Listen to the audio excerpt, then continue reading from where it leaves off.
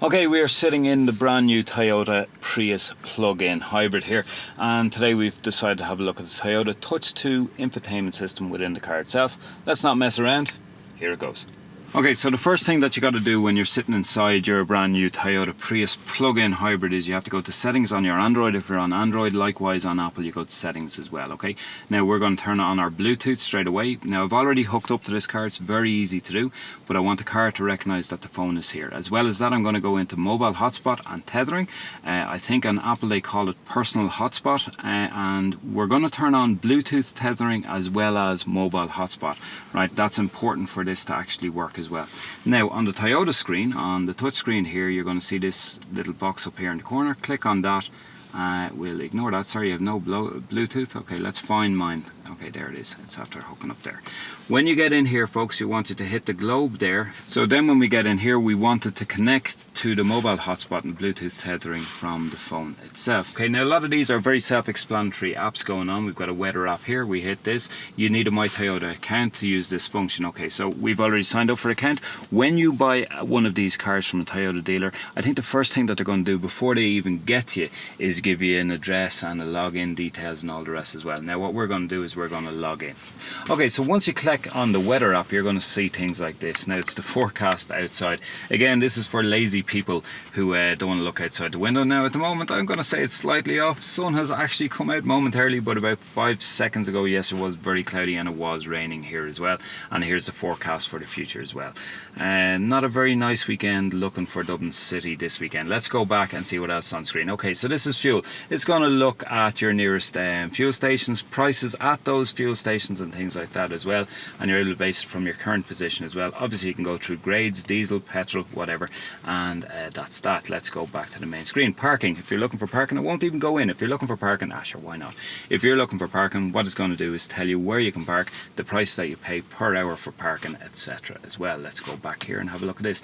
Toyota Assistance. Okay, so this is a little bit like, let's say, Opel OnStar or other services like that, and what happens here is if you click that button, you'll call through on your phone to the Toyota Assistance Services, and what they'll do, you can tell them what the problem is and things like that, and they'll try to sort you out. So next up we have AHA, and I very much like this because I'm a fan of podcasts and things like that, and I like using the AHA app. I do have one negative on this app itself though. When you go in, I'm not even going to confirm here, trust me folks, it's very easy to use. When you go into it and when you do download a podcast, it's very difficult to take off from where you left the last time you were in the car, and that's the one downside that I'd have with that.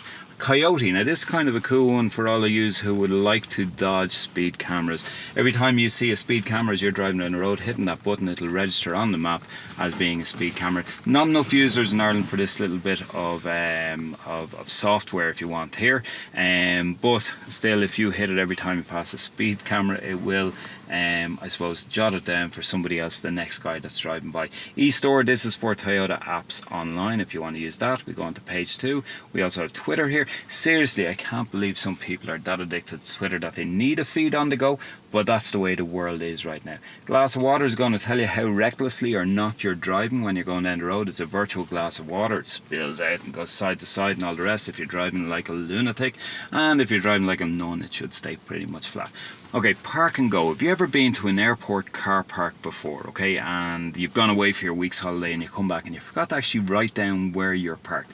Well, with park and go, what happens is when you go to your car park, you park in your spot as per usual, you click on the button, and what it does is sends your phone a message with exact coordinates as to where you're parked, so you'll never forget it. JBL demo is all to do with the sound system inside this particular Prius here. Street View is Google Street View, and then pictures for those of you who want to get a USB cord, and Tim's going to show you a cutaway now of the USB port inside the Toyota Prius.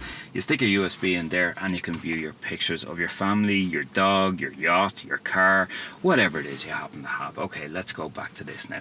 Now, that is one of the main parts of it. Of course, now this is the phone interface going on here. I click that button there to get to that. That allows you to toggle through the internet, apps and the phone as well. So we're on the phone settings here. I'm not going to go through that, it's kind of personal for me, but you're able to read your messages through it, your phone book, favorite style numbers, etc. Okay, now along here you have this on and off button. This is, first time you click it's to do with sound, that's on the car itself, and if you keep your finger on it, it should reboot the system itself. Okay, Then after that you have volume settings here, that's pretty much self-explanatory. Then you have settings. Now let's go into settings. Okay, so we got general, display, audio, connectivity.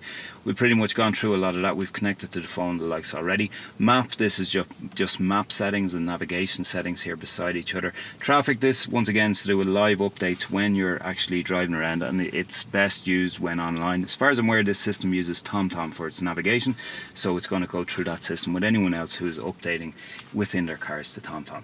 Toyota Online, that's once again if you want to have a look at the apps and other features that are available from Toyota Online. Let's go on to page 2. Okay, so here's page 2 of it. Here you got phone settings, that's pretty self-explanatory. Vehicle settings we go to in a second, and this one here is get started. Let's click on that. Now you can scan this on your phone and that'll bring you through an emulator, and it'll show you certain features throughout the car and other things like that as well. It's pretty cool and groovy. And then back here, vehicle settings. Okay, let's have a look what's here. Vehicle customization, back camera guide, line setting. Okay, so when you look at the reversing camera, it shows you lines as to where the car reckons you're going to end up. That's cool. And vehicle customization, door lock settings, climate settings, and light settings. I'm assuming that's going to take care of interior light settings and things like that as well, and yes it does. Okay, so that's all pretty simple. Next up we have this. Now this is best viewed I suppose when you're driving, because it shows you real-time driving situation. What it shows here, it shows exactly where your energy is coming from and going to when you're driving the car itself. This is the battery itself, so it shows you every time the arrow goes towards that, it's regenerative energy going into the battery, or else when you're charging you probably see it there as well.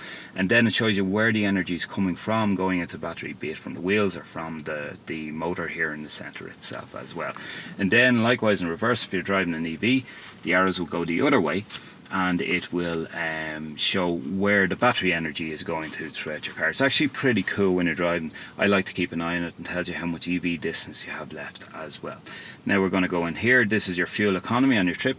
Try keep these low, folks. If you're driving in the city, there's no reason why you should be using the actual engine itself unless you're planning on driving over, let's say, 50 kilometers an hour within the city. Generally that's a no-no anyway, and provided you're fully charged, because this is a plug-in hybrid, you should keep that really low. That's it, bottom line. And here are average results over time. So this is set to 15 minutes.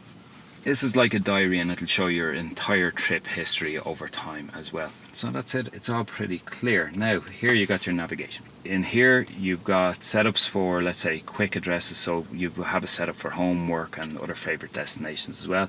Enter address like you would in any other sat-nav system. Point of interest, of course, if you're looking for a hotel, you don't know the exact address, if you know you're in general area, it should pick it up straight away and you should be able to go to it from that. Okay, so another interesting feature here for work and time, you'll notice a little clock here on the side. So if you click into this, what you can do is you have no defined home address now. Okay, so ignore that. I'm not going to put in my home address. You don't want to know where I live. So what you can do, you can set up in here home. You go in here, you click on time, you're able to set up a time that you would usually go home from work at. So let's say it's 5 o'clock. Now once you go online, you hop into the car, what's going to happen is it's going to pick up the traffic for your normal route home, and if it thinks that there's too much traffic going on, what it does is gives you the best alternative route. That is kind of groovy, and it's a nice touch to have as well. Okay, so that was it. That's the Toyota Touch 2 infotainment system inside Toyota Prius Hybrid. Then this corner here, I believe, I hope, is going to be the logo of Car Buyer's Guide. Please press it, just subscribe to our channel, and as well as that, follow the various links around the screen, and we'll see you again very soon. Bye.